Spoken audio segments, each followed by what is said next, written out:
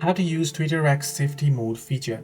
Well, to use TwitterX safety mode feature, what you want to do is first make sure what it is. It is an automated feature that temporarily blocks and mutes accounts for 7 days if they use harmful, abusive language or send uninvited repetitive replies. To turn it on yourself, you want to open up app, the TwitterX app. Make sure you're logged into your account. Tap on the profile icon at the top left corner of your screen and then head into settings and privacy. Once you head into settings and privacy, you want to select the privacy option here, privacy and safety. And once you head into privacy and safety, what you want to do is here, find the safety option and make sure to toggle it on. Now, once you have toggled it on, what will happen?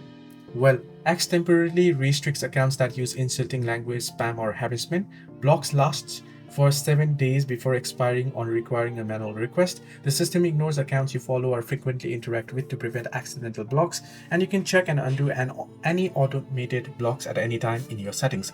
Hope this video was helpful. Do like and subscribe.